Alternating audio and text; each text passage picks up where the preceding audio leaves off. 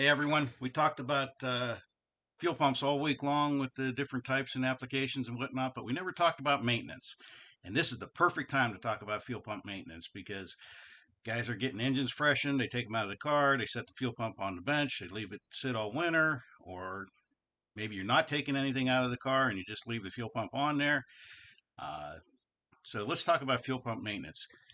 Block mounted pumps, block mounted diaphragm pumps, all have a diaphragm very similar to this. Okay, and this is rubber. I mean, there's other terms for it. It's a fancy rubber, but it's rubber. Uh, Fuel's been on it all year long.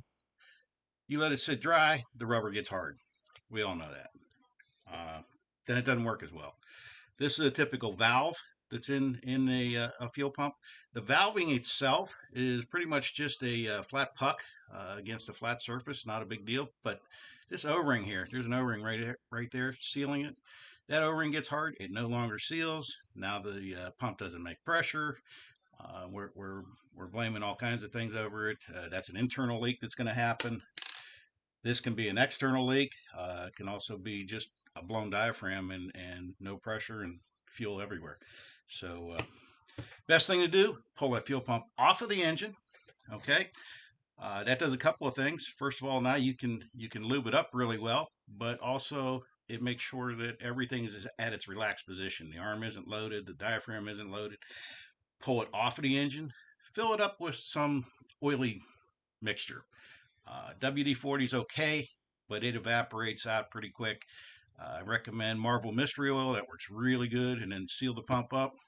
Um, Even a lightweight motor oil is fine.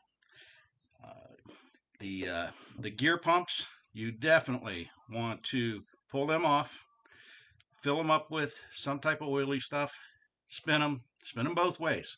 Get that oil mixed in through there around the gears, around the shafts, around the seals. Your block mounted pumps, fill them up both ends after you drain it out good. You can even push on the arm a little bit and get them valves cleaned out.